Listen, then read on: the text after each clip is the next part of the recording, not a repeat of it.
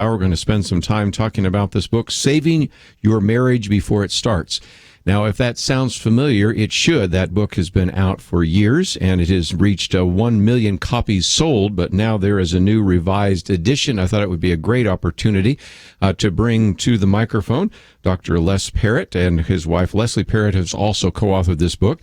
He's a master communicator, an individual spoken to all sorts of different groups, from corporations to professional athletes.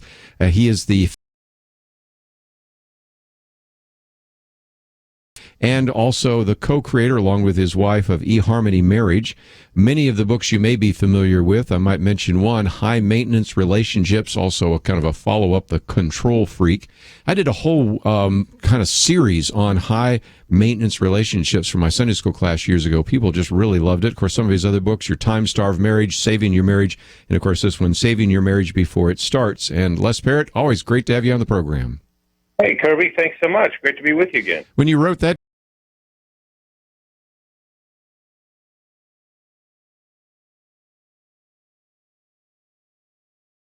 going and going. I think it is such a strong trigger point in people's lives. And, you know, people are never more motivated to do something proactive for their marriages than they are at the very front end. For good or for ill, that's how it is. And so it's been terrific, and we always hear every day. I love hearing stories from couples that have found some help through this book. So I'm glad to talk about it with you. Thought I might talk about a few of those stories in just a minute, but I think it's kind of funny because you start the book by saying we did not have premarital counseling, and I kind of think a lot of us that actually do some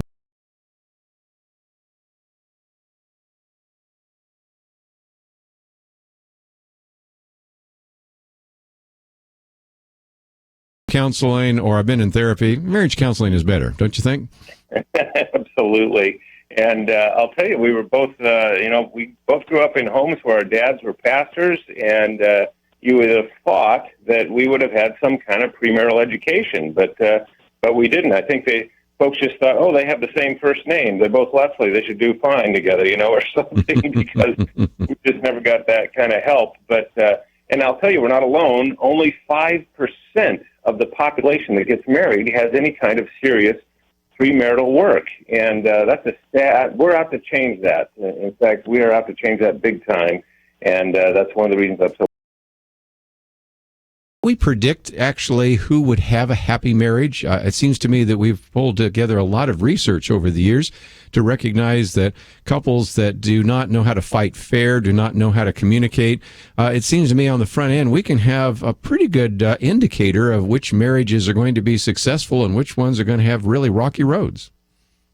You can. We have more research at our fingertips on that than ever before. And by the way, we also know that those couples that do get some kind of premarital help, that read a book, that see a counselor, that take an assessment, these couples lower their chances for divorce by at least 31%. And so that is motivation enough. But yeah, you can predict. In fact, there was a fascinating study done right here in our own backyard in Seattle, Washington, at the University of Washington, and a fellow by the name of John Gottman did 30 years of research, basically dedicated his life to this. And he's been able to predict whether a couple will succeed or fail in marriage with a 94% accuracy.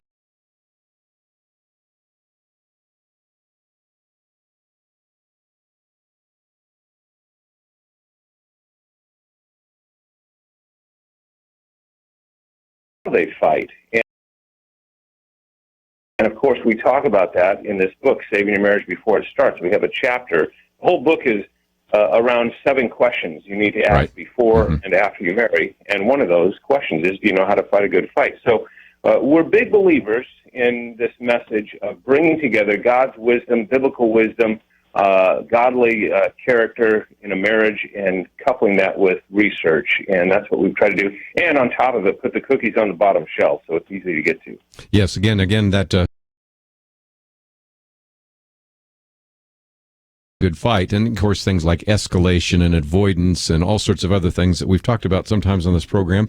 But let's, if we can, just before we get into some of this, Rick, talk about some of the resources. First of all, Saving Your Marriage Before It Starts, the acronym is SYMBIS, so right now, we have, for example, a video that you can watch of the DVD. And so that gives you a little bit of an understanding of that topic. And you know what I oftentimes encourage you to do. Take that video, hit that share button, put it on your Facebook page, and start a conversation or send it to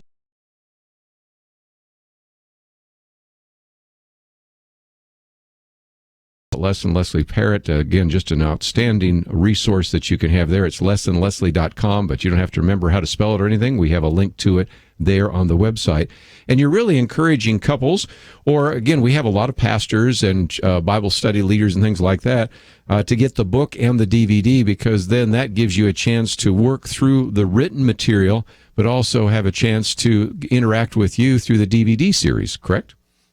You got it. And we have done everything we possibly can to make it as easy for those leaders on the front end of ministering to couples, pastors, Christian counselors, marriage mentors. And so, as we like to say, just add water. We've got the DVD, we've got the his or her workbooks. And then when we revised and updated this, Kerby, we did something. Our publisher, Zondervan, said, hey, this thing's hit 1 million copies. Let's give it a fresh look. And I said, I want to do more than just give it a fresh look. We did a listening tour with 300 churches, asking them, what do you do on preparing couples for lifelong love, and what can we do to help you do that better? And it was out of that experience that we designed something called the SYMBIS assessment. Right. And this SYMBIS assessment is taking pre-marriage work to a whole new level. And I don't say that flippantly. That is with great intention. We've been at work on this for a number of years and a lot of resources. And the whole model is set up, if you don't mind if I mention this, it's set up and you invite couples to take this questionnaire. It's 300 items, and it prints out 15 pages on that couple's relationship, and you debrief that with them. And so any pastor or caregiver out there that works with couples, I hope they'll take a look at that. Again, that's the SYMBIS assessment. And again, a lot of information we have about it on the website, pointofview.net. Of course, it's also in this.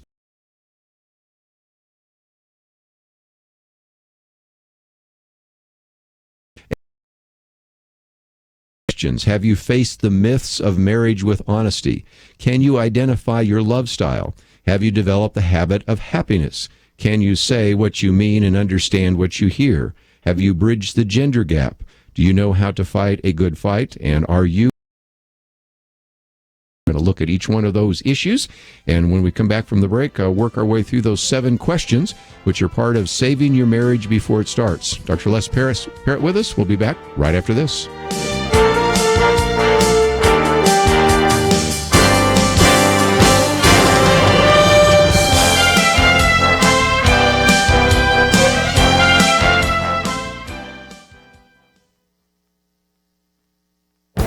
This is Viewpoints with Kerby Anderson.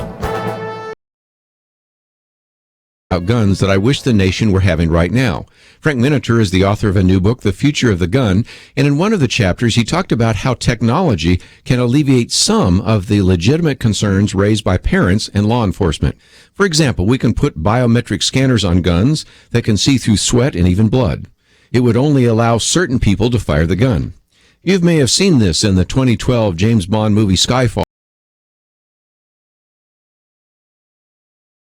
Have a handgun for protection are always afraid that their children might find some way to get their hands on the gun. This technology would allow a parent to fire the gun, but not the child. In this case, the technology is not the problem. Politics is the problem. We can put this on guns right now, but gun opponents want this technology on all guns and would want to confiscate older guns that do not have this smart technology. Another example is the ability we have to create a smart gun for law enforcement that would use a timestamp to record when a gun is fired and could even then access GPS technology to keep track of the officer's gun. We might even be able to put a small camera on a polymer gun to record what the officer saw before he or she fired the gun. So smart gun technology would be helpful in trials and police investigations. This would be even more effective than body cameras. Police unions, however, are generally against implementing this technology, and they actually fear that this might have a negative impact on police actions in the field. Nevertheless, smart gun technology might resolve some of the questions and concerns that surface in the gun debate. This is a discussion we should be having right now. I'm Kerby Anderson, and that's my point of view. From Provident Films, Woodlawn, the true story of a spiritual awakening that saved a high school and shook a city. Woodlawn, in theaters now.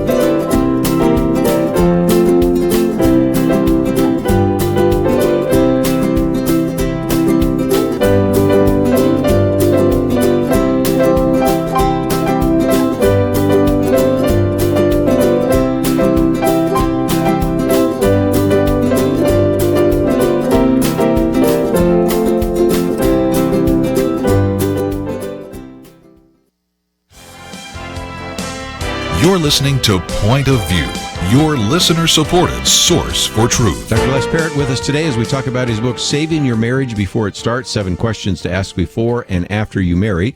And let's work our way through some of those 7 questions. 1, have you faced the myths of marriage with honesty? Oh, we all go into marriage. We all go into the dating relationship and engagement with starry eyes, and some of those myths need to be knocked down pretty quickly. Otherwise, it's going to be a real bumpy road, isn't it? There's no doubt about that. And we start with this question because and so we highlight several myths that are pretty common. The first one is we expect the same things from married life. That's a pretty common myth. Yes. In other words, the picture that I have in my mind's eye of what married life is supposed to be like, I'm assuming is the same picture that she has, and vice versa. And that's just not true. It's not true primarily because we all grew up in different homes, and those homes they really shaped our expectations. And so in the book, we talk about unspoken rules and unconscious role expectations. Yes. You know, we all have this little invisible rule book about how life should be lived, and we don't even know we have it until we get married, and then our spouse begins to break those rules. And same things with role expectations. You know, we all have this idealized picture of what a husband is supposed to think and how they're supposed to feel and what they're supposed to say, and the same thing for the wife. And that's shaped because of the homes we grew up in as well as other influences. And so that's the very first thing we like to unpack with these couples. It's always an aha experience, too, because it's not threatening. You know, it's not an evaluative thing. It's just the facts. But that's a good jumping off place. We expect the same things from married life. That's just not true. And what I like about it is you have some of those unspoken rules listed. For example, we always celebrate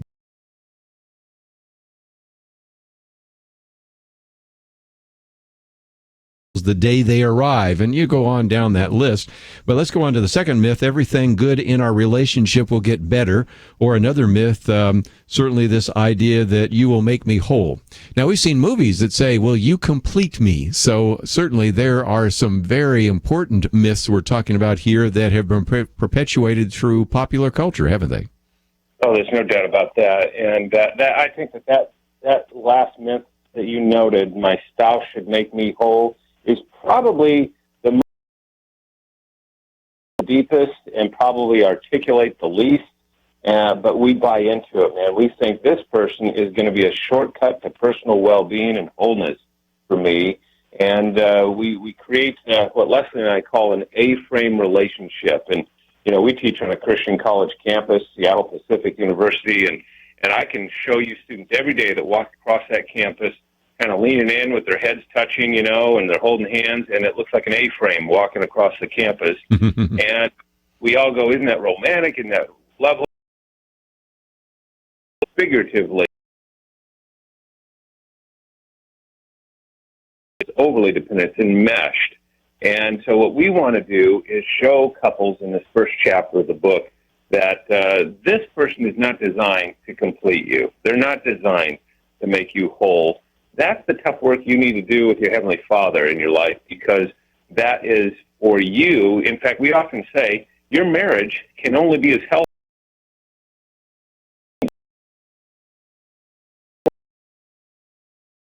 on who you are as an individual. And the healthier you get, the more opportunity your marriage has to be healthy and stable. So that's a huge myth, man. I could talk about that one for the whole hour. Because, and we really do buy into it because we... And then I suppose the most iconic movie ever with it is Jerry Maguire, one of the most quoted movies in all of cinematic history. Everybody came out of the theater, quoting that line, "Show me the money." But every romantic came out quoting that line, "You complete me. Remember, you had me at hello." Yes. And nothing wrong with romance, but if you're really basing your relationship on this person completing you, you're setting yourself up for serious heartache. Yes. So again, A-frame relationships, H-frame relationships, M-frame relationships. As you read through the book, it will really help you maybe understand what you are going through even now in your marriage, but also to identify particular warning signs or issues that need to be addressed. And if you are a counselor or a parent, this is just an essential book for you so that you can help others. Let me move on, though, to question 2. Can you identify your love style?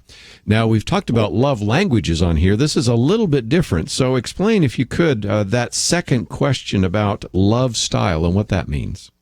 Yeah, for the longest time, we've left explanations of romantic love to poets and lyricists and musicians. Social scientists didn't have much to say about it. Primarily because it was too mushy, it wasn't scholarly enough to study. That all changed about 20 years ago at Yale University when a fellow by the name of Robert Sternberg came along, did this massive study on romantic love, and said after doing this study, you can basically boil romantic love down to 3 ingredients. And the first is passion, and he puts these on a triangle, so you can picture that in your mind's eye. On one side of the triangle, the word is passion, and that's the biological side of love. This is that part of love that just kind of flows with the hormones. There's nothing particularly noble about it. It's just kind of kicks in. It's what gets two people together in the first place. In fact, I love what getting love going, not so good at keeping love going. And yet, so many couples, I can't tell you how many couples come into our office and say, "Hey, Doc, I've lost that loving feeling." And what they mean is, I don't have passion at a 10 out of 10 anymore. And the research says, well, you're not supposed to. It's just 1/3 of romantic love. On the other side of the triangle, the word is not passion, but intimacy.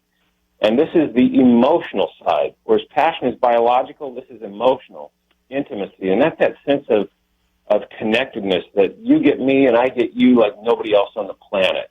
And that's a wonderful experience. And again, a lot of people can base their relationship on that. And then they wake up some morning and go, I don't think he even knows me. Or how could she have said that? And so that's, again, just 1/3 of what love is. And then on the base of the triangle is love that truly is a decision. And you can kind of think of these as the hot, warm, and cold ingredients of love: passion, intimacy, and commitment. And commitment says, in spite of all the uncertainty I seem to pin down, I'm going to make one thing in my life rock solid, and that's my relationship with you. And I often tell newlyweds, if you wake up some morning after you get married and you realize you have all 3 of these ingredients at a 10 out of 10, and so does your spouse, take the day off work. It's going to be a really good day, right? But we can't expect to wake up every morning of our married life with all 3 of these ingredients at a 10 out of 10, because the bottom line of all this research was to show that love is very, very fluid. Romantic love is not a static thing. There's an ebb and flow to it. There's seasons to it. And the kind of love you have today isn't the kind of love you have 10 days from now. Love changes.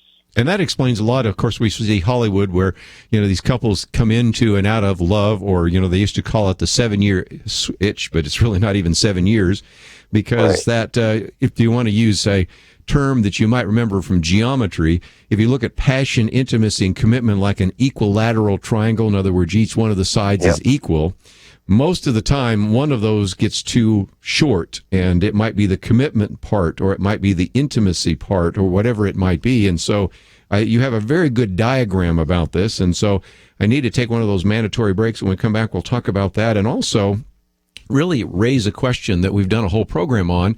That is the issue of living together, cohabitation.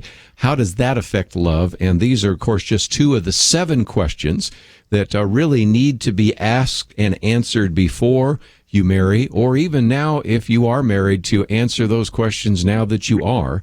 It's part of this book, Saving Your Marriage Before It Starts. Dr. Les and Leslie Parrott are the authors, and of course I might mention some of their other books that you can find, and please take the time to visit their website, because that was a way that you can begin to learn about some of the material that they are making available. It's lesandleslie.com. We have a link to it on the website, and of course we've been talking about SYMBIS. There's a SYMBIS assessment, and there are all sorts of other resources, and of course we've also posted, as I mentioned just a minute ago, a video that you can watch, and then maybe you can click on that share button, put it on your Facebook page, or send it out as a tweet on Twitter, or maybe send it out to somebody that you know by email, or put it on your blog, and that will start a conversation and educate some other people about a resource that they may or may not know about. So lots of things to cover with Les Parrott, but if you'd like to join us later in the program, that number is 1-800-351-1212, and you can find all the information we're talking about today on our website, Point of View. We'll come back with more with Dr. Les Parrott, try to answer a few more of those 7 questions right after this.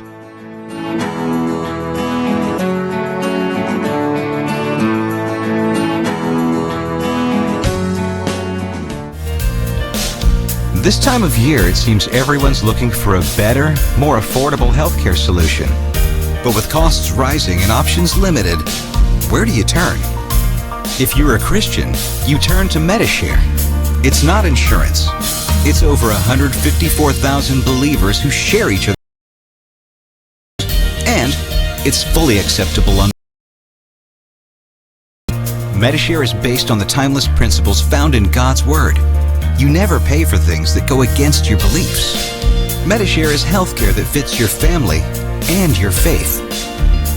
Learn how thousands of Christians can help you save on your healthcare.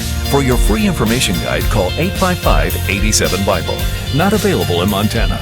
Medishare, affordable biblical healthcare. Call 855-87-BIBLE. That's 855-87-BIBLE. A big thank you to members of Truth Team 360. You make this program possible. Not a member yet? Join today at pointofview.net. Click on Donate Now and become a monthly partner. Pointofview.net. Point of View will continue after this.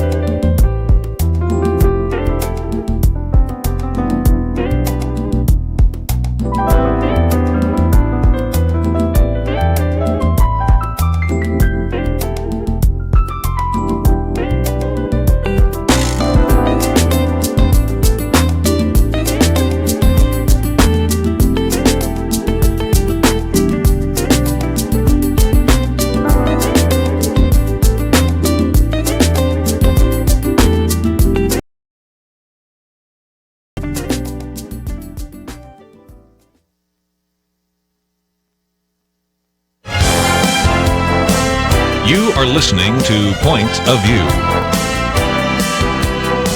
The opinions expressed on Point of View do not necessarily reflect the views of the management or staff of this station. And now, here again is Kerby Anderson. Continue our conversation today with Dr. Les Parrott.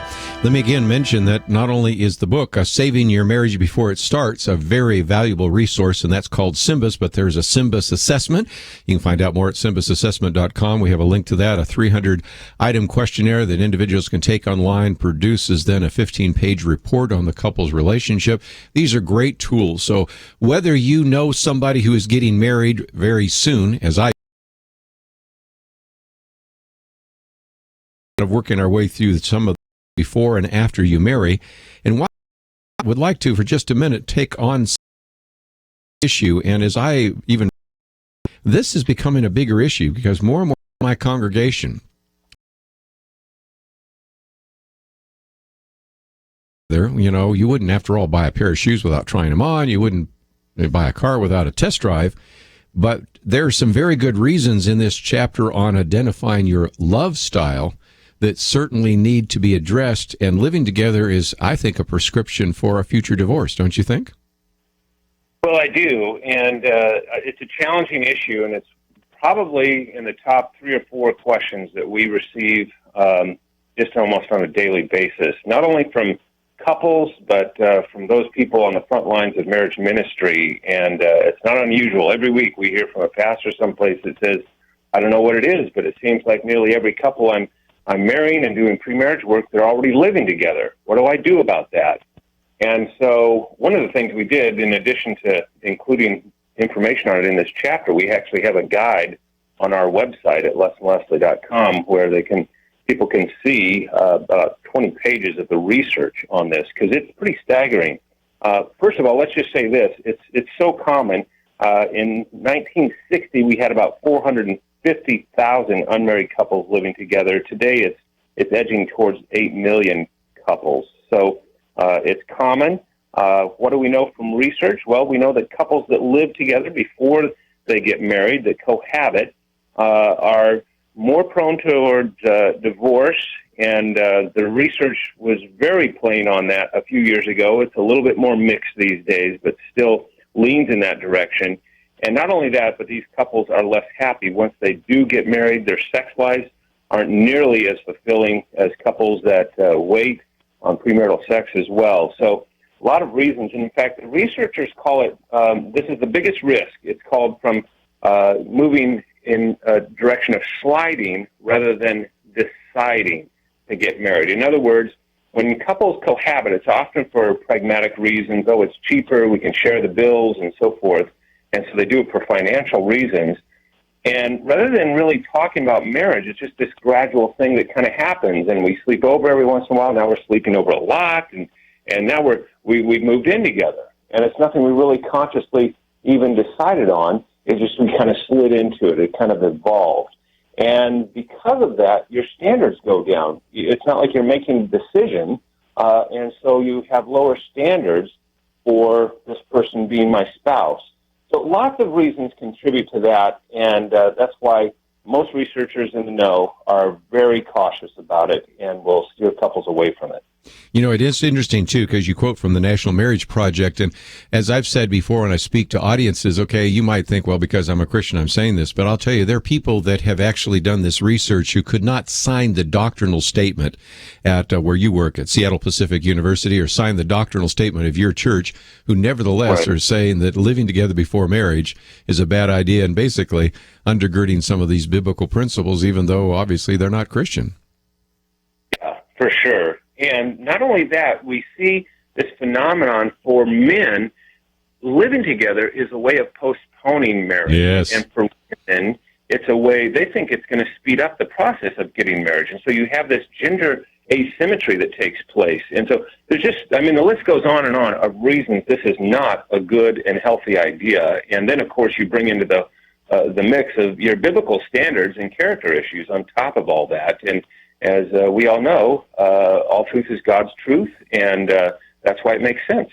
Well, again, just a lot more to cover in any one of these questions, but I'll keep the train moving down the track. So question 3, have you developed the habit of happiness?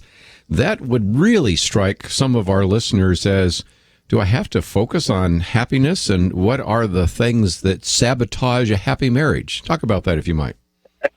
Yeah, I love talking about this particular chapter because it's one that years ago when we wrote this book, we thought, well, look, maybe this shouldn't be in here. This is not typical content for pre-marriage. But we get more email, more response from couples and our facilitators on this topic than anything else in the book, believe it or not. What is it? The habit of happiness. To boil it down, it's really that capacity to adjust to things beyond our control. And the research shows if we didn't have this within marriage, it would be a very, very bumpy ride. This is kind of the shock absorber system that you put into your marriage relationship. And we all need that. Why? Because every good marriage eventually bumps into bad things. Mm-hmm. It doesn't matter how loving you are. It doesn't matter how spiritual you are. It doesn't matter how blessed you are. Every marriage eventually bumps into something bad. And that's why you need this capacity to adjust to things beyond your control. We call it the habit of happiness because it came out of research at Stanford when a professor there that actually has a building named after him, which is rare. Usually those go to donors, but this guy was so beloved many years ago. And he wrote one of the very first textbooks on marriage and family. And in there he has one single sentence that is italicized. And, of course, when an author uses an italic in a sentence, he's saying, wake up, pay attention, this is important. And that sentence says, if you want to find the most marriageable person, or the most important quality of a marriageable person, rather, is the habit of happiness. Yes. And he goes on to unpack that and explains it's this deep, abiding joy that comes about when we rise above life's circumstances and decide to be happy in spite of them. And so that's really what this chapter is all about. And I got to tell you, one of the things, almost every month we hear from a couple that has just gotten back from their honeymoon, and they feel compelled to send us a note because they say, we already put that chapter into practice. And one of our favorite stories is of a couple who went to, he surprised her for their honeymoon, and up here in the Northwest where we live in Seattle, he took her on a honeymoon to Mount Rainier to go camping. Uh-oh. That was not her idea of a honeymoon. No, boy. On top of that, it rained, and they could hardly get a fire going.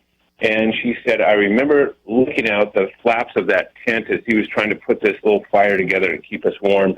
And I thought, this is miserable. I can't believe he's doing this to me. And then she said, I was struck by reading that chapter and recalling it and saying, this is going to be a part of our story forever.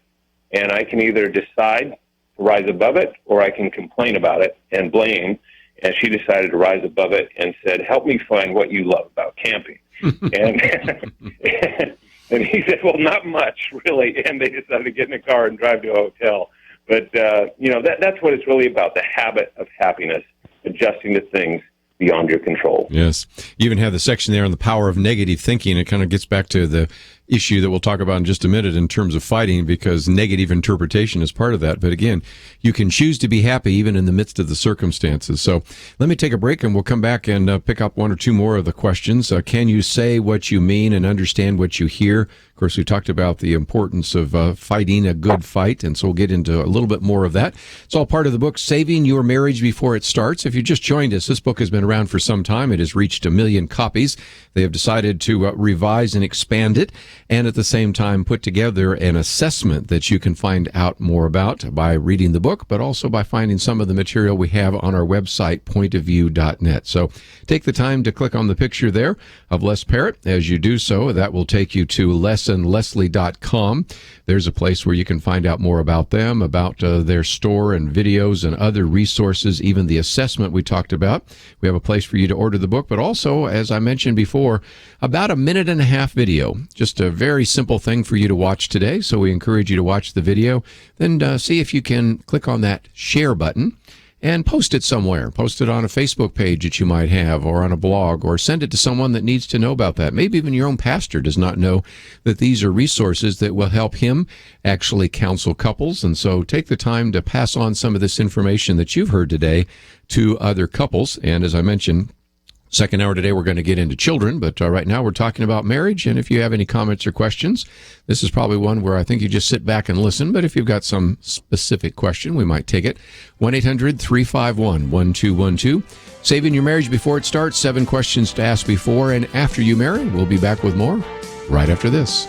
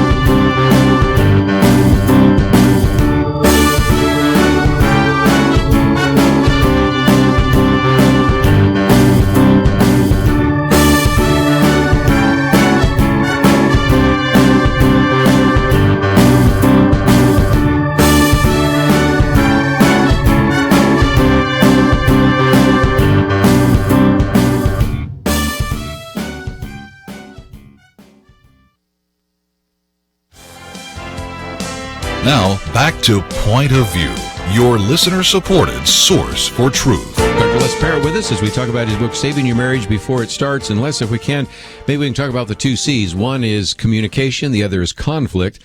Can you say what you mean and understand what you hear? If you have good marriage communication, a lot of the problems we've talked about tend to go away, don't they? Yeah, as we often say, the sun rises and falls on communication in marriage because it's a predictor of so many other good things. If communication's going well, so many other things go well. And you know, on the front end of marriage, I got to tell you, this is one of the most challenging topics to get into with a dating couple, an engaged couple, because they think, oh, communication, that's all we do. We go out on dates and we have great talks. We talk late at night. It's just wonderful. And they think that's what communication is. And so I often liken it to teaching an individual how to use like an Excel sheet on the computer. when they have no application for it. It's just like their eyes glaze over and it's like whatever, and then they get into a job where they need to learn how to use Excel and like, hey, can you teach me that again? And the same thing happens in this area. It pays off because once they cross that proverbial threshold, they soon realize that communication begins to shift. And so this chapter is dedicated to giving them the tools. It's a skill set. This is something anybody can cultivate. And so we really get back to the basics. Remember Coach John Wooden at UCLA, yes. Famed basketball coach? He did this thing on the very first day of practice where he would take about 30 minutes to teach each of these players how to put on their socks before they went on for the game. And in a real sense, that's kind of what we want to do is say, hey, let's get back to the basics here on communication. And so we really kind of drill down on two skills. And one is to clarify content. And people want to say, well, yeah, of course, clarify content to make sure you understand. But most of us don't do that too well. Mm-hmm. And then secondly, to reflect feelings. And that empathy. is, I'm telling you, if you can do those two things, you're well on your way to communication. This doesn't have to be complicated. But that reflecting feelings, and you said that magical word, empathy. Yes. I wish we could box that. I wish we could give it to every couple that gets married as a wedding gift. Here's a box of empathy. Let it run wild throughout your marriage because it's going to change everything. It's that capacity to put ourselves in the other person's shoes. And by the way, the research shows 9 times out of 10, if we're having conflict or some kind of disagreement in marriage, if all we did was accurately see it from our spouse's perspective, that conflict would totally dissipate. That's the power of empathy. Wow. So, communication, it's the lifeblood of marriage, no doubt about that. Just before we run out of time, let's talk about conflict for just a minute. You talked about John Gottman hooking, heart measures up to individuals and heart rates. And in the past, we've used different words for it. Sometimes we call the 4 horsemen of the apocalypse. But whatever in your book, you talk about criticism, contempt, defensiveness, and stonewalling. They're all the same kind of ideas. But it's the issue where, for a moment, it's a discussion about putting the cap on the toothpaste tube, and pretty soon it's DEFCON 3 and you're headed for nuclear meltdown, or it's I have an argument and he walks out of the room. So those very important elements of how to fight a good fight is what makes a good marriage. For sure, and it's inevitable. It doesn't matter how loving we are, we're going to have conflict. And every once in a while, are you like me? Every once in a while I run into a couple that'll say, hey, we never have any conflict. Yes, we always get along. We're identical, Go ahead. And you talk about this in the book. Yeah, and I love your line because it's a line I use, but go ahead. Remind me of the line because I may not have the one. That is, you're the first couple I've ever met that actually are identical and have never had a conflict. Yeah, and I've been kind of snarky about that, but I'll tell you something. I've done some research, and I've realized there are couples that, if they're the same, what we call, in fact, Leslie, let me back up for a second. Leslie and I do this event around the country. In fact, we'll be in Loveland, Colorado this weekend that we call Fight Night.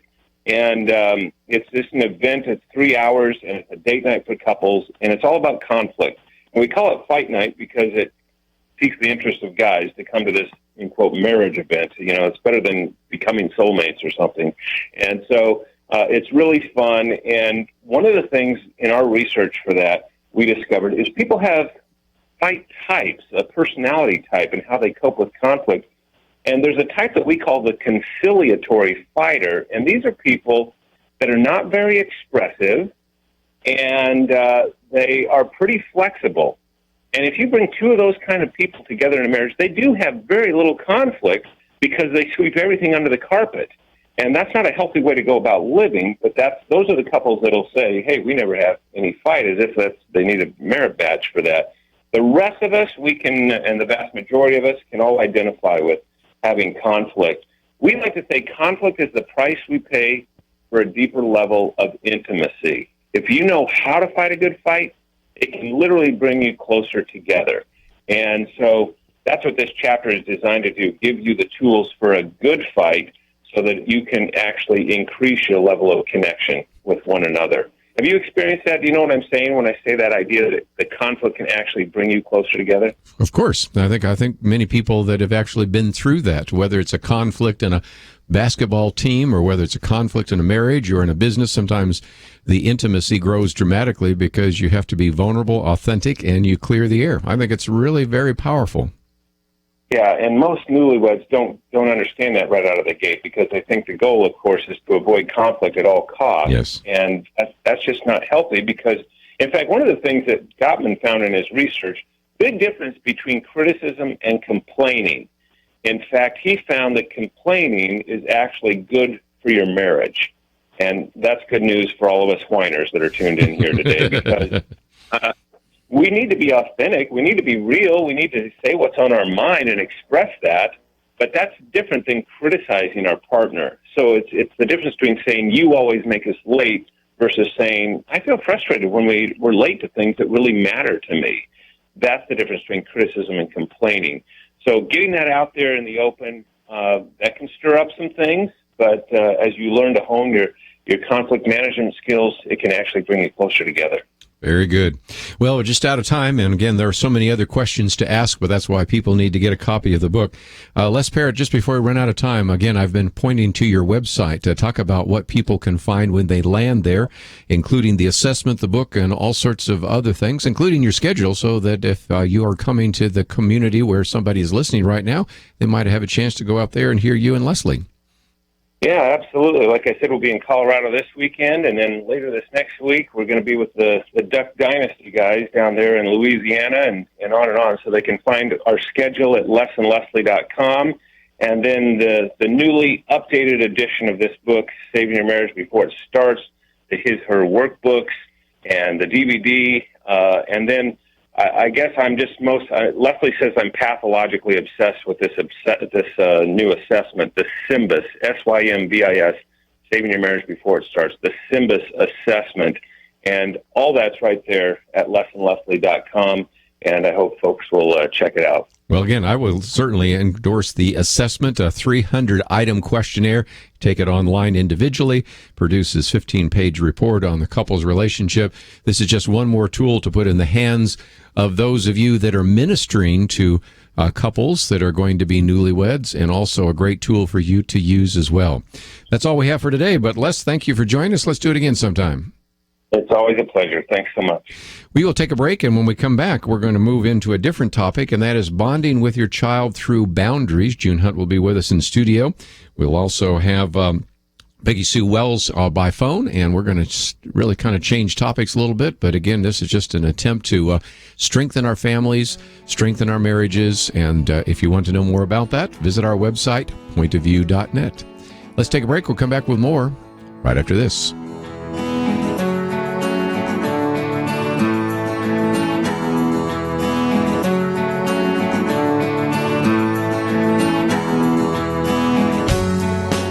This is an on-the-go world, and now wherever you go, Point of View goes with you. Visit the Apple or Google Play Store and download the free Point of View app.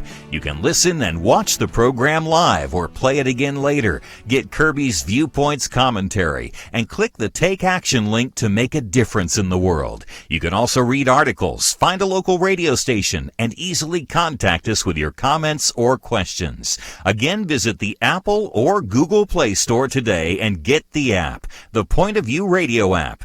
And one more thing, if you like it, click that button that says Donate Now and join the team. Point of View and the Point of View app, with you on the go. From PureFlix Entertainment and Provident Films comes Woodlawn. Witness the true story of a spiritual awakening that saved a high school and shook a city. I'm asking you right now to stand up and make a decision. Woodlawn. Experience one hope, one truth, and one way. Starring Academy Award winner Jon Voight and Sean Astin. Woodlawn. In theaters now. Rated PG. Parental guidance suggested. Point of View will continue after this.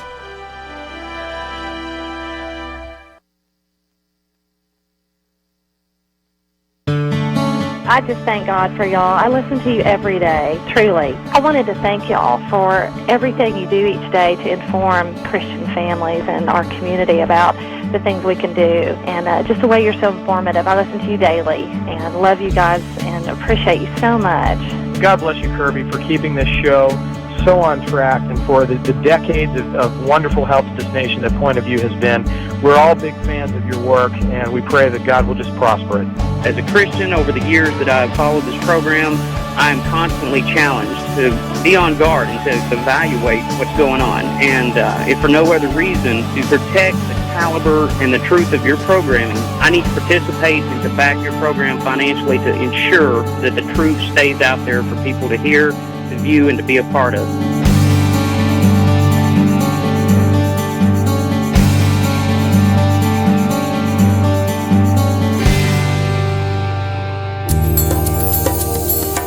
This is Point of View Radio.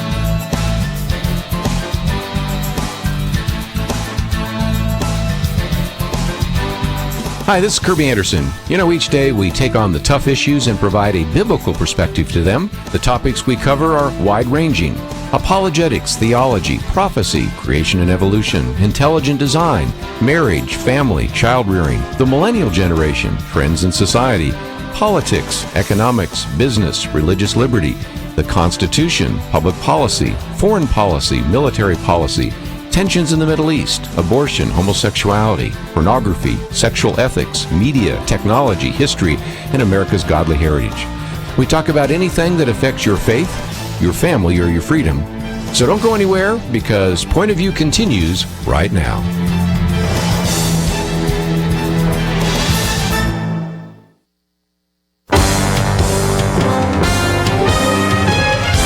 Across America, live. This is Point of View.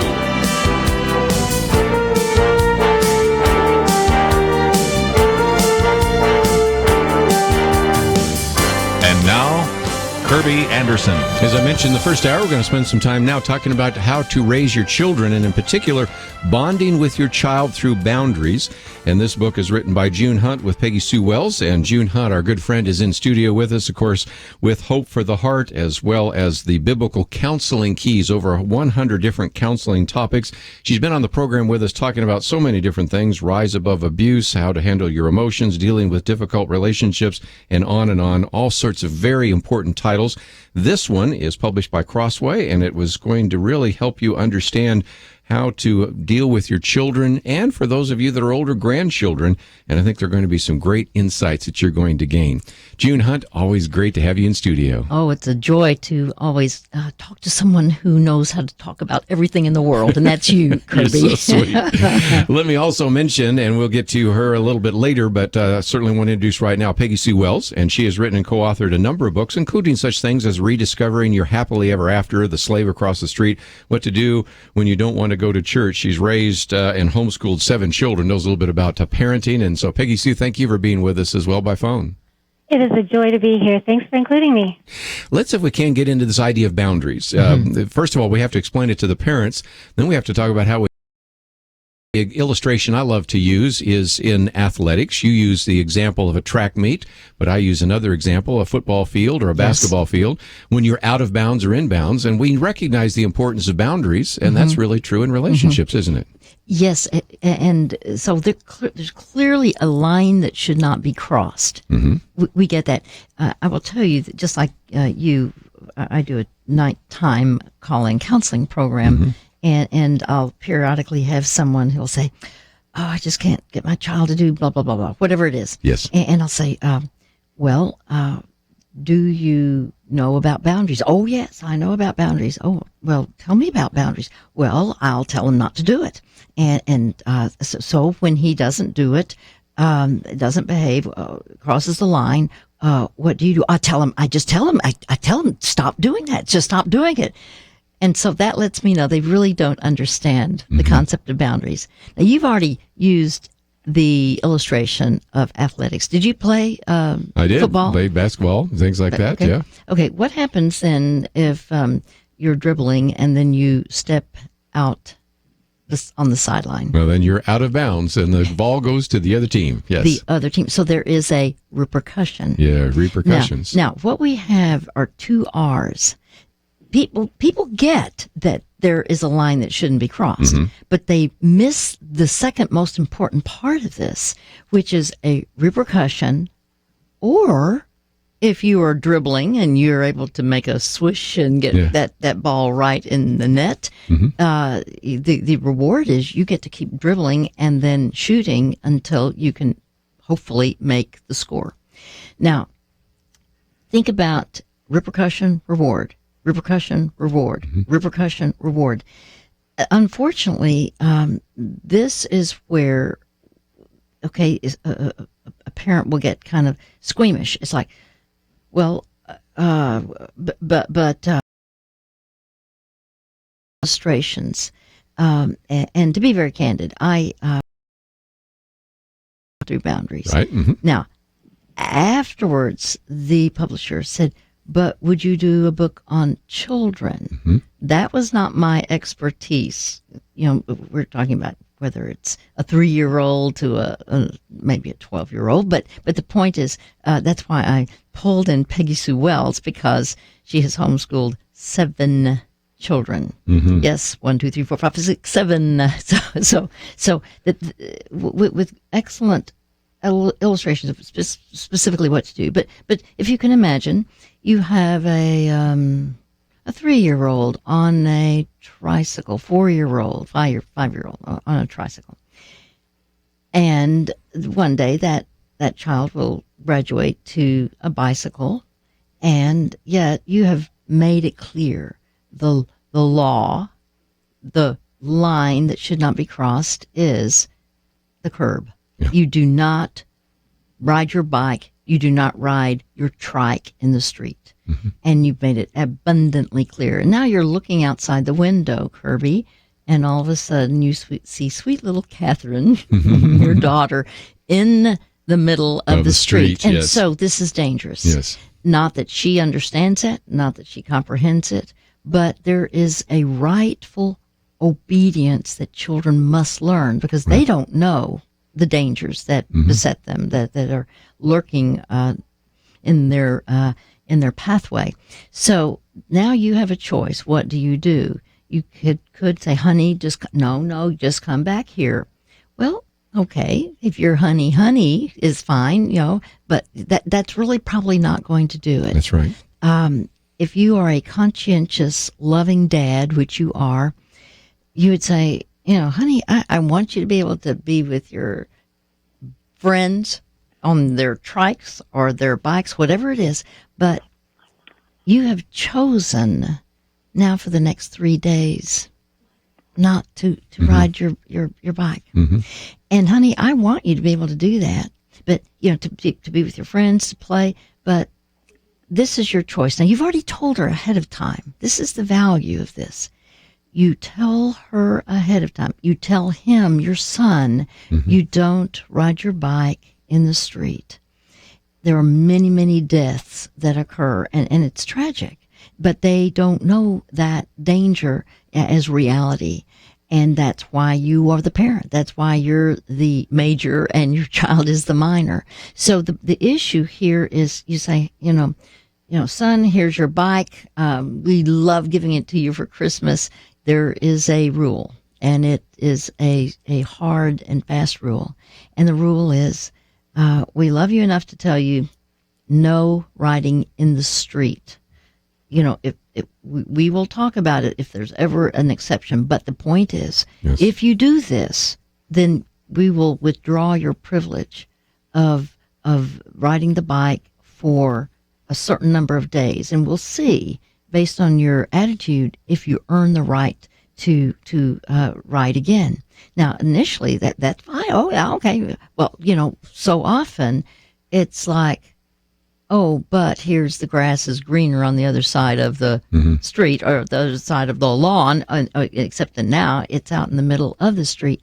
And so they may not take you that seriously until the pain comes of the withdrawal of the privilege. Yes. When we come back, we're going to talk about how you can communicate some of that between sandwich layers, the different bread and all of that. And we'll also give you a bit of an overview of the book, Bonding with Your Child Through Boundaries. Of course, Bonding with Your Teen Through Boundaries is already out, and this one is now out as well. Looks at what boundaries are in the first 5 chapters, and then for 36 chapters, you go from A, anger and aggression, all the way to W, whining, how you deal with all sorts of specific examples, some of which we've talked about on this program before, like bullying and procrastination and some of the sexual issues. But again, just a very helpful book. It is just out, and you can find it in your local bookstore. But of course, we have a link to Hope for the Heart.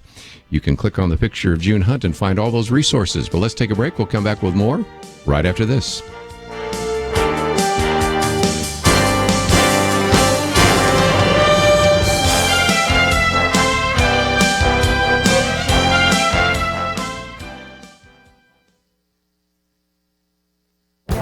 This is Viewpoints with Kerby Anderson.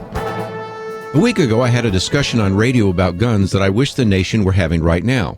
Frank Miniter is the author of a new book, The Future of the Gun, and in one of the chapters, he talked about how technology can alleviate some of the legitimate concerns raised by parents and law enforcement.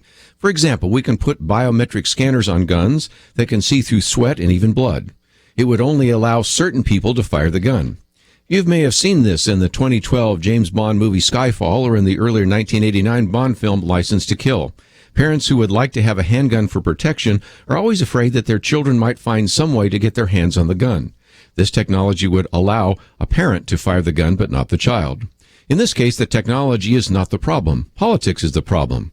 We can put this on guns right now, but gun opponents want this technology on all guns and would want to confiscate older guns that do not have this smart technology. Another example is the ability we have to create a smart gun for law enforcement that would use a timestamp to record when a gun is fired and could even to keep track of the officer's gun.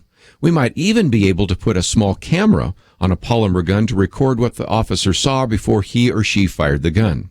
So smart gun technology would be helpful in trials and police investigations. This would be even more effective than body cameras. Police unions, however, are generally against implementing this technology, and they actually fear that this might have a negative impact on police actions in the field. Nevertheless, smart gun technology might resolve some of the questions and concerns that surface in the gun debate. This is a discussion we should be having right now. I'm Kerby Anderson, and that's my point of view. From Provident Films, Woodlawn, the true story of a spiritual awakening that saved a high school and shook a city. Woodlawn, in theaters now.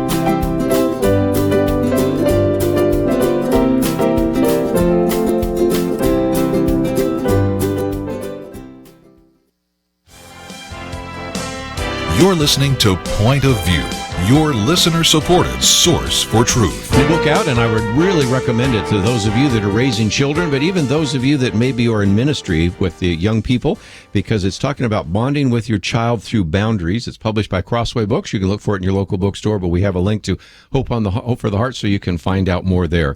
In studio with me, June Hunt, also by phone, Peggy Sue Wells. Peggy Sue, I introduced you as a mother of 7 children. You've raised them, or reared them as we would say, and homeschooled them.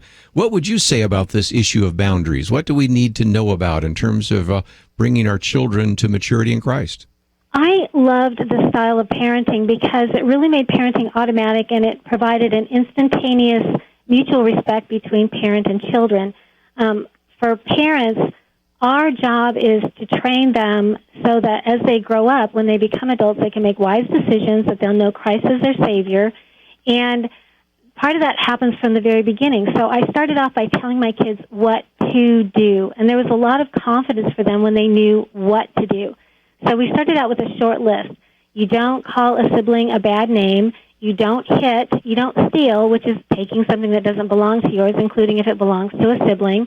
And you don't on purpose disobey mom. So we would be, let's say, going to the grocery store, and I took all 7 with me, and we actually had a good time going. But I told them before we went in, we're going to go shopping, we have our list, and you're going to see things there that you want. So I want you to go ahead, and if you want to ask for that, you can. And I'm going to say to you yes or no, and then we're done. We're not going to, keep whining about it. Whining about it is going to get us back to sit out in the car for a little while until we're ready to go back in. So the kids would see something that they would want, and I would say, you know what, thanks for asking, but right now, this time it's no. And other times I'd say, oh, thanks for asking. That is a really good thing to pick up for, what we're going to do for dinner this week. So it gave the children a voice, but it also taught them how to ask and how to be respectful for one another. And we would be sometimes in the car going someplace, and because they knew the rules, I could hear somebody scrapping in the back, and so I could just, like, from the front of the van, just say, hey, are you doing what's right? And then there was that moment to stop and check and say, am I being unkind? Am I hitting? Am I, whatever? And so they could stop and they could check, and then they could make a shift. If they chose not to make a shift, well, then we had repercussions. But it was because I told them what to do. They knew the rewards for staying within those boundaries, and they knew that there was going to be a repercussion for going outside. Peggy Sue, I'm thinking right now there are a number of mothers and fathers saying, can you come over to our house? Because they've all had the situation with the meltdown in the candy aisle, the meltdown in the cereal aisle. But again, when you make it very clear on the front end what the rules are, and back to, again, the rewards and repercussions, right, yes, June? Exactly. Makes it a little easier, doesn't it? It made it so much easier for the children, too, because they knew what to do. And as kids grow up, the neighbor across the street goes on vacation, and she'll say, hey, can your kids come, feed the cat once in a while or water the plants? And I would look at my kids and go, you know what? You certainly can, as long as you have kept your chore up. Everybody had one chore that they did each day. When your chore is kept up at home, then you have shown me that you are capable of doing something outside the home for the neighbor. So the kids knew what to do, and it just made it so much easier for them to move forward in their life and be able to become, right now, functioning, personally responsible adults. June? One of the things that, unfortunately, many parents think, well, boundaries is just too complex. The kids won't understand that. No. Bathrooms have doors. Cribs have sides. Streets have curbs. And, one of the things that we explain, and this is huge to explain, is that we live in a world of boundaries. Mm-hmm. One thing that you could tell your son, your daughter, when I drive the car, there is a curb.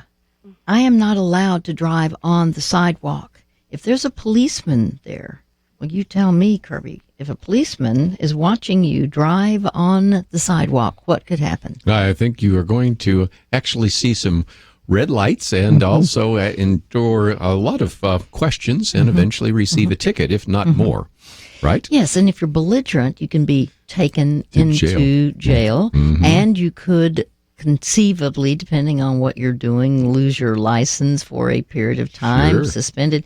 You could harm somebody, you could hit someone, you could kill someone, you could hit property. So the truth is, just because you want to do something that is not allowed, that doesn't give justification to do it. Now, I have a way of, my favorite way of doing this, and I don't care if it's little kids or big kids as in adults. Imagine a goldfish bowl. And here's this little goldfish, and he's swimming in the goldfish bowl. And he says, I don't like the boundary of this bowl. Yeah. This bowl is limiting. I should be free from this boundary of the bowl. And so he flips his fin and flaps his tail, and he begins to jump a little bit, just a little bit, jumps here, jumps there a little bit. Finally, he jumps out of the bowl. He's free. He's free. And what happens? He's dead. He's dead. He's dead. Yes, there's a way, the Bible says, this is Proverbs 14:12. There's a way that seems right, but in the end, it leads to death. It does. So, we can rationalize and think, there's no big deal about this. I can do this. I don't care what Dad says. I don't care what Mom says. It's vital that we help them early on before they get into very serious trouble. Because, you see, if they establish a pattern of disobedience and we let them get away with it, then they disrespect you as the rule giver, and they will literally disown their own personal responsibility. Let's, if we can, for just a minute, talk about how to communicate this. And there is a wonderful little diagram in your book, and it's a sandwich. And I think all of us have heard over the years that sometimes if you're going to have a criticism, you have to maybe sandwich it with some kind of appreciation of these kinds of things. But let's take the example you used there. You might have a young person that will take it out of riding their bike, riding their skateboard, but they leave it out all the time. And if you hit that skateboard, you'll go upended. So how would you communicate that? You have a bread of appreciation, the meat of the matter, and then a bread of encouragement. Explain that to us, because I found that to be so helpful in the book. Well, one of the things that we have to be aware of is not just what we say, but how we say it. Truthfully, if I approach you and I'm attacking, it's like a porcupine. Well, what are you going to do as a result? If a porcupine is attacking you, you get defensive. And then out come the other quills, and so this is not a good dance. So the point is, you consider, okay, the bread at the top and the bread at the bottom, those are soft. The bread of appreciation. And you pick something that you can specify a character quality, or, honey, I appreciate that you have worked hard. You've persevered to learn how to ride the skate and the skateboard, and that really shows. And in life, perseverance is going to really help you. Then you go to the meat of the matter. Son, I notice you choose to leave your skateboard in the driveway instead of putting it away in the garage. If you choose not to bring it in before dinner, realize right now you're going to be choosing to not use it for the entire week, the rest of the week. First of all, your skateboard could be stolen. Somebody can take it because it's just out. Skateboards are not just to be left out in the elements. And so the point is, I want you to be able to use the skateboard, to play with the skateboard, to be with your friends on the skateboards that you all have. But again, do you understand? And then say back to me what I have just said. If you choose to leave it out, then what happens? Now, you tell me, and you're telling me, I don't get to use the skateboard for the rest of the week. So we're clear about this. Is that right? You understand? I want you to be with your friends. I want you to be able to have that great exercise, because it is great exercise. In fact, now here's the soft piece of bread. Here's the bottom piece of the bread, of the sandwich. This is the bread of encouragement. I know you can do this. I've seen you literally follow through with what you said you've done, that you would do. I've seen you be faithful when I've asked you to do something. You can do this. So I'm just going to encourage you. I know you can do this. By the way, the reason you do that is you're not blasting your son, your daughter, where they're building up resentment. The Bible says, encourage one another and build each other up. 1 Thessalonians 5:11. Again, part of the book, Bonding with Your Child Through Boundaries. We'll have more with June Hunt and also with Peggy Sue Wells right after this. This time of year, it seems everyone's looking for a better, more affordable healthcare solution. But with costs rising and options limited, where do you turn? If you're a Christian, you turn to Medishare. It's not insurance. It's over 154,000 believers who share each other's medical bills. It's about half the cost of healthcare insurance programs. And it's fully acceptable under the law. Best of all, Medishare is based on the timeless principles found in God's Word. You never pay for things that go against your beliefs. Medishare is healthcare that fits your family and your faith. Learn how thousands of Christians can help you save on your health care. For your free information guide, call 855-87-BIBLE. Not available in Montana. Medishare, affordable biblical health care. Call 855-87-BIBLE. That's 855-87-BIBLE.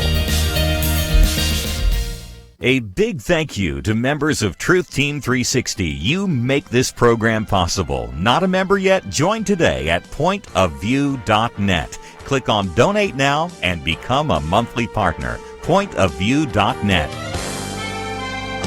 Point of View will continue after this.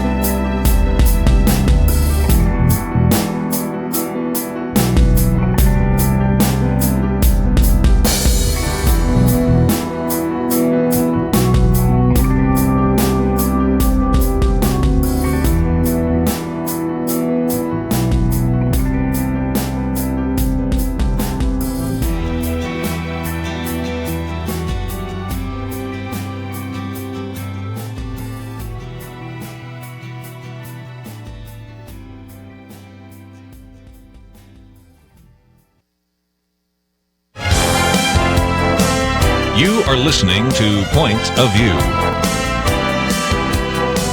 The opinions expressed on Point of View do not necessarily reflect the views of the management or staff of this station. And now, here again is Kerby Anderson. Privileged to have in studio with us today June Hunt, and also by phone Peggy Sue Wells.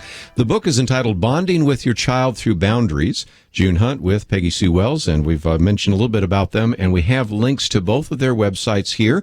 And I thought before we get into some of the specifics, and again, if you're just joining us, the first 5 chapters kind of talk about what boundaries are all about. We've had that conversation.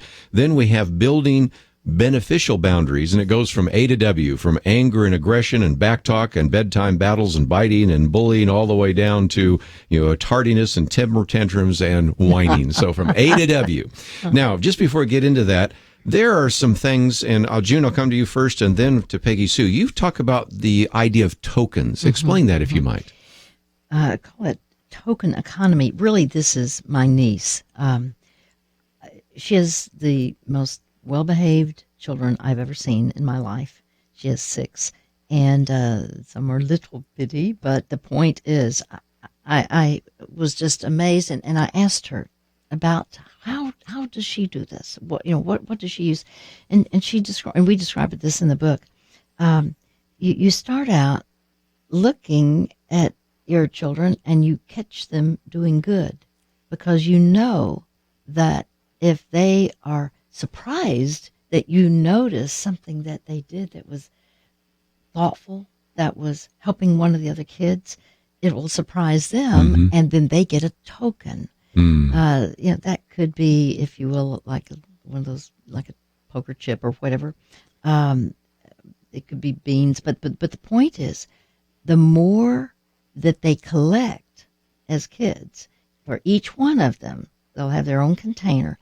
The more they collect, the more they can trade in for something that they would really want, such as it could be a puzzle, it could be a certain toy, a doll, it could be a special treat of having ice cream with daddy, just the two of them, or with mom, So what's interesting is, then they learn to just start being thoughtful and do things that are not asked for.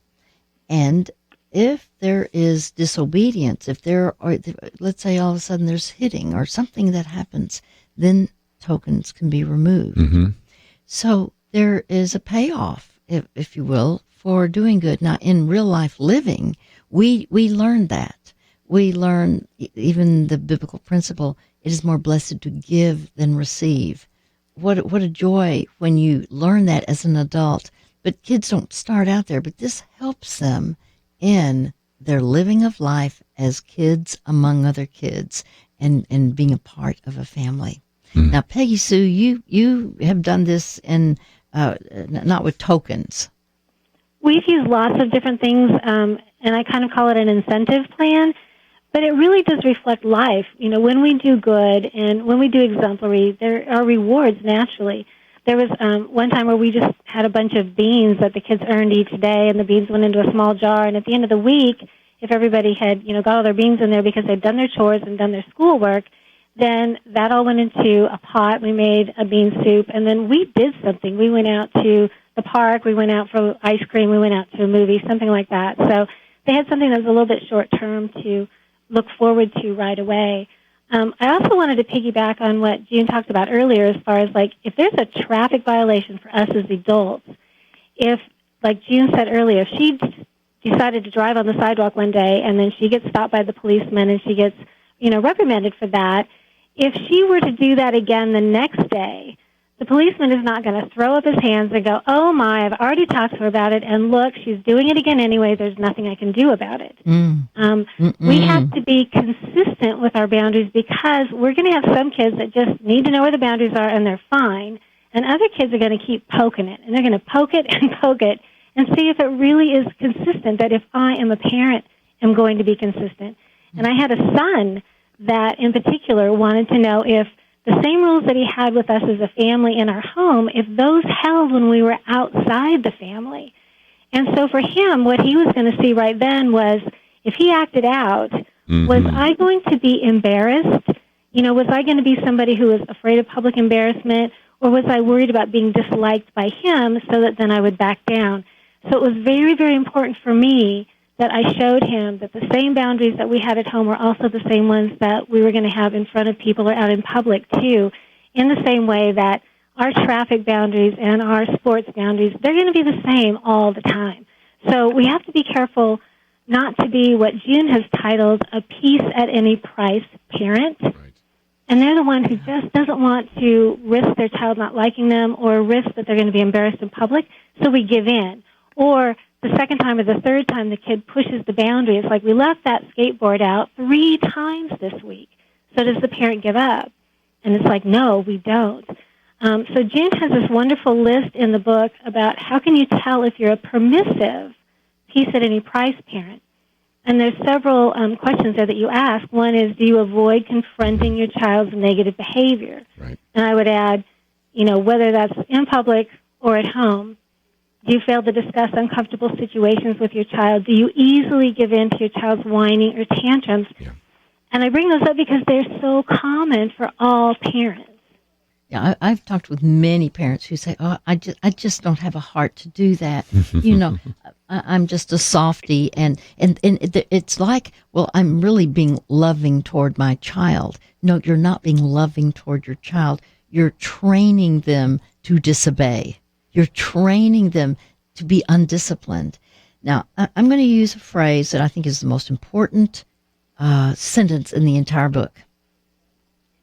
External boundaries are designed to build internal character. Right. Now, I'm going to say that again.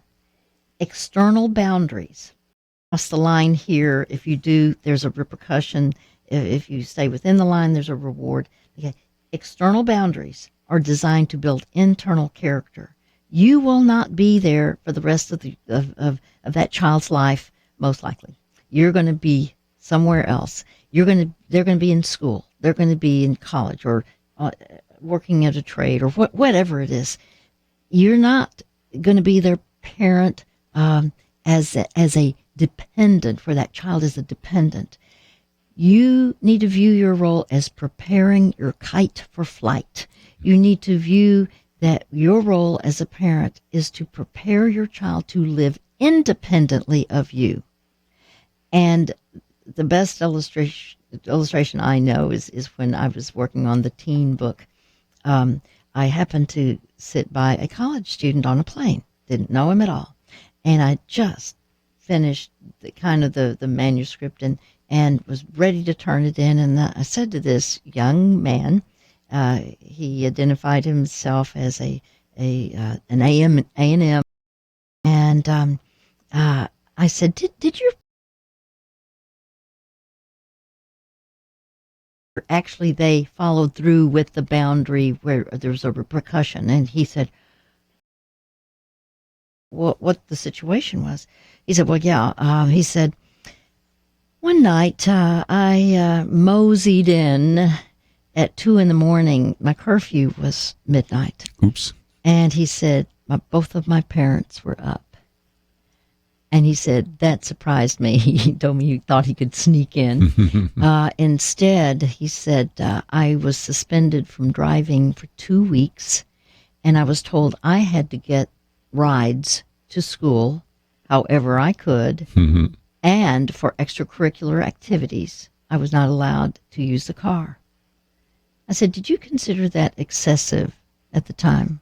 He said, yeah, all kids do. And I said, well, what has happened as a result of that? He said, at A&M, I learned to watch my watch like a hawk. He said, my parents are great. That was his final statement to me. I think my parents are great. There is a value that kids have when they've learned something from you, and when it applies to their lives, especially when they see, aha, I see I've changed here, and they can feel proud about their accomplishment. Outstanding. Let's take a break. When we come back, we'll continue our conversation today with June Hunt and Peggy Sue Wells. The book is entitled Bonding with Your Child Through Boundaries. And again, first 5 chapters are what are boundaries all about. We've spent a lot of time on the kind of general topics, but then 3 dozen different topics from anger and biting and bullying and chores and all sorts of questions about clothes, as well as homework hassles and lying and music matters and peer pressure and profanity, and all the way down to temper tantrums and whining. Lots of great material. Again, you will probably read the first few chapters to get the point, and then go to that specific chapter to look for advice. And we'll continue our conversation right after this.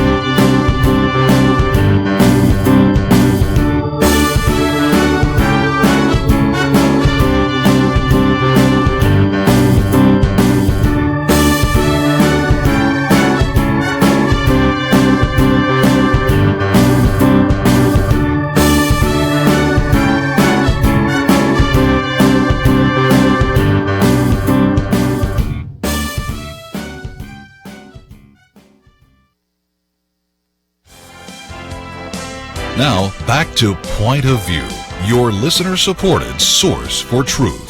Back for a few more minutes, and if you'd like to join us, we might be able to get on a phone call, but if not, I would certainly encourage you to make some connections with both of our authors here today, June Hunt and Hope for the Heart. We have the link there, and you're going to find some great information.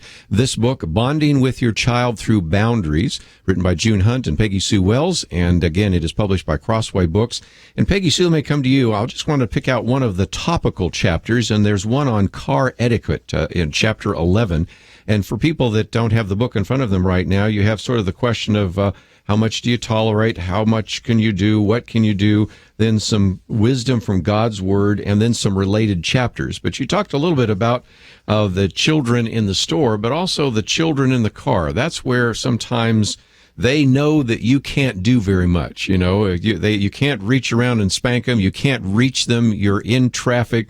So that's oftentimes where the children act up. So what would you say to listeners right now, moms or dads in carpools and others that are struggling with car etiquette?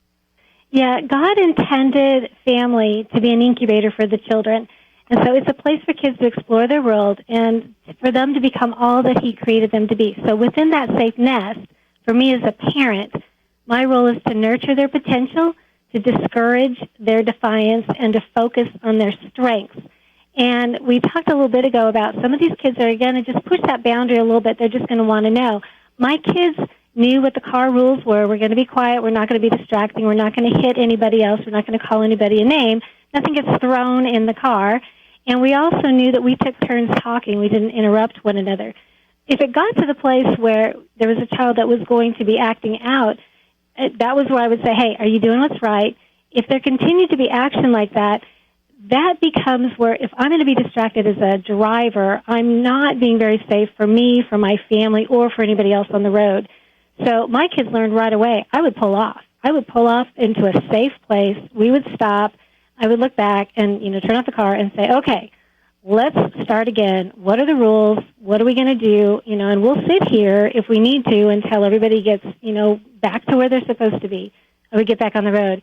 If I had to pull over again, I certainly would. If we were going someplace that perhaps was to an event for the children, that was when I would say, too, you know what, you're making a choice. You can choose to go by the car rules that you know that we have, or you can choose that we'll skip this and we're going to go back home. And that only actually happened once. But they had to know if I was going to make good on it. And I say it, and you say it peacefully, say it calmly, nothing, uncomfortable or threatening to them, because they're great kids. They just are wanting to know what is the right thing to do. What I love about the way the book is set up is under all of these topics, because it's going to sit on your shelf while you're parenting, and then you just reach for it if you're dealing with tantrums, or if you're dealing with cell phone misuse, or if you're dealing with homework hassles. And you pick up the book and you go to that chapter, and there'll be a little bit of an opening about, what homework hassles are, what causes them, what you can do about it. And then it tells you, several options for suggestions, but then it gives for the parent exactly what you can say to this child so that you explain very clearly how things are, what's going to happen if they do, what's going to happen if they don't. And then for encouragement, there's scripture at the end that's going to encourage the parent. And it kind of, one of the stories that this all kind of comes around to, I had a couple of very strong-willed children, my third in particular. And once you get those strong-willed children going in the right direction, because they have pushed on each side of the boundaries to know that they're consistent, then there's a confidence, and those kids move forward. And once those kids are moving forward, because of the strength of their will, they don't get sidetracked very much. And my third was taking violin lessons from the first chair in our Philharmonic, and he called her one day, and he said, you know what? He said, you're spending a lot of time fiddling because she was performing that way and is earning her some money. And he said, but I don't think you're very focused on your classical music, so I just think maybe you should just quit lessons classically and you just go fiddle. Well, as a mom, I'm like, oh my, fine, we just won't come back. I was really hurt for my child. And so she hung up the phone, and I said, okay. And Holly said to me, no, Mom. She said, I want to do both. I want to fiddle, and I want to do classical. Now, this is an intermediate school kid. And she said, if I quit, it's going to be because I quit, not because I get kicked out. So Holly went home and worked on what he had given her as her assignments. She became his favorite student. So again, when you've got those strong-willed kids that are pushing, that is a great sign, because once they get going in the right direction, nothing is going to deter them. Wow. June, one of the chapters there is on back talk, and every parent has said, I've had trouble with back talk. I know I only have a few minutes, but any thoughts about that? Well, expect kids to test the boundaries, to push the boundaries. That's what Peggy Sue is saying. Now, they're going to find out what you do. They're going to wonder what you're going to do when they have that tone of voice of disrespectfulness, or they intentionally disrupt. And it is your turn then to say, honey, I know that you can be very respectful. I can think of multiple times, and you can mention one if you wish, just very briefly. But since you've chosen to be disrespectful, I suppose then you need now to not be with anyone for a period of time. You could, we were going to go, to the park and play, but instead you'll just have to sit by me because obviously you've forgotten how to be respectful. And so you've chosen now to not be able to play on the swings, on the seesaw, on the merry-go-round, and I'm so sorry because I'd love for you to play, but you're just going to sit right by me, and then when I go and push one of the kids on the swing, you'll just have to stay sitting because you apparently have chosen to forget. You've chosen to forget to be respectful, and that's not going to help our family. It's not going to help you. And, we'll see then tomorrow if how it is, if you're going to even be able to go out and play at all with your other friends. But if you're going to be disrespectful, then you have chosen. And here is the key. This is the huge benefit of boundaries. It's you've chosen the repercussion. Yes, this I love is that. where the parents are. They hate to wear the black hat. I call it the black hat. And Westerns, you and I grew up, and there are these black and white Westerns, and who was always the villain? The black hat. Yeah. Yep. So parents don't want to wear the black hat. Well, you're not doing something bad to your children. They are literally earning the repercussion. They have chosen the repercussion. All you're doing is following through. Now, the consistency element that Peggy Sue was talking about is absolutely necessary. If you give in because, I promise, please, I promise, then all they're going to do is try more and more the next time to get their way when they choose to blow it. But your consistency will be a blessing because you're the one who is going to give them what they have earned. The Bible, this is a biblical principle. What you sow, you will reap. It's reaping and sowing from Galatians chapter 6.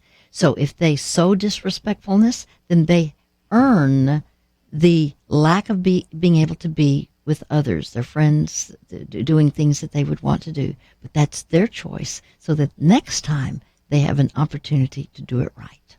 Just lots of wisdom in the book. I'm sorry I'm out of time, but again, 250 pages, Bonding with Your Child Through Boundaries. And we've had June Hunt and Peggy Sue Wells. And Peggy Sue, I appreciate you joining us today. You bet. I also wanted to just piggyback on what June said, is when the child then isn't going somewhere else, that is such a good time for them to have more time with the parent. Yes. That is a really good time to spend time together.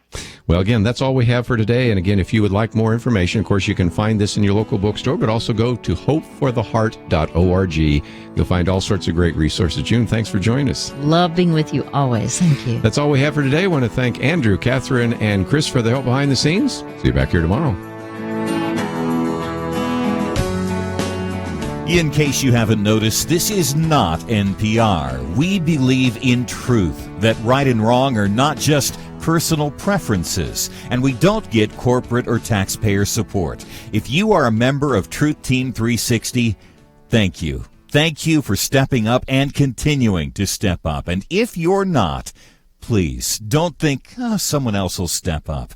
Today is the day for you to step up. We need you to be a part of Truth Team 360. Visit pointofview.net/team. Choose your level of support. Choose your Truth Team gift, a tote or sport bag, whichever fits your style. Pointofview.net/team. By phone, you can give at 1-800-347-5151. 800-347-5151. Or mail that first donation to Point of View, Box 30, Dallas, Texas 75221. Box 30, Dallas 75221. Pointofview.net/team. Again, today is your day to join the team. Pointofview.net/team. Point of View will continue after this.